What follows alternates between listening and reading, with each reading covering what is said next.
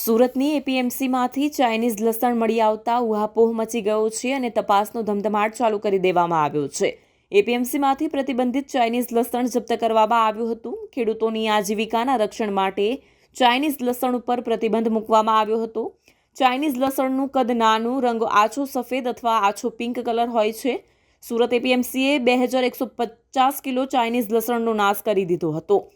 2014ની સાલથી Chinese લસણના વેચાણ ઉપર પ્રતિબંધ મૂકવામાં આવ્યો હતો। બાહુભાઈ શેખ, કાંદા બટાકા અને સૂકા લસણના વેપારી, સુરત એપીએમસીના બોર્ડ ઓફ ડિરેક્ટર। છેલ્લા 8-10 મહિનાથી લસણના ભાવો જે પ્રમાણે વધી ગયા છે એના લીધે અત્યારે ચાઇનાથી લસણ ધીરે ધીરે ભારત દેશમાં પણ ઘૂસી રહ્યું છે। હવે એ પોર્ટ પરથી કાયદેસર પણ આવે છે અને ગેરકાયદેસર પણ આવે છે, પરંતુ આ લસણ સરકારશ્રીની ગાઈડલાઈન મુજબ એને સ્વાસ્થ્ય માટે હાનિકારક બતાવવામાં આવે છે અને ખરેખર એમાં જે રીતની દવા અને પેસ્ટિસાઇડનો ઉપયોગ થાય છે એટલે એ સ્વાસ્થ્ય માટે હાનિકારક જ છે।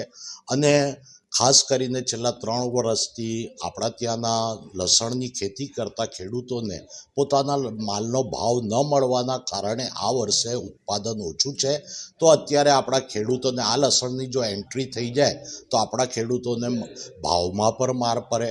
અને આ ચાઇનીઝ લસણ અમારા ત્યાંના ઇન્સ્પેક્ટરો રાઉન્ડમાં હતા અને ધ્યાનમાં આવ્યું કે શંકાસ્પદ લાગેલું, એનું અમે તપાસ કરતા એ ચાઇનીઝ લસણ હતું, જેનું અમે સંપૂર્ણપણે નાશ કર્યું છે। અને અમે અમારી એપીએમસીમાં આ રીતનું ચાઇનીઝ લસણ કોઈ બી રીતથી વેચાણ નહીં થાય એ માટે અમે કટિબદ્ધ છીએ। શું ફરક બંનેમાં દેશી? જો આમ જોવા જોઈએ તો હવે ચાઇનાની દરેક વસ્તુમાં ફરક તો હોય જ છે, દેખાવમાં સારું હોય છે પરંતુ એમાં તીખાશ નથી હોતી અને જે આપણા લસણમાં ટેસ્ટ હોય તે કોઈ પણ રીતથી એ ટેસ્ટ હોતા નથી, પણ દેખાવમાં સારું હોવાના કારણે લોકો એના તરફ આકર્ષાય છે। પરંતુ એક વેપારી તરીકે મારી સલાહ છે કે એ લસણનો આપણે ઉપયોગ ન કરીએ તો સારું।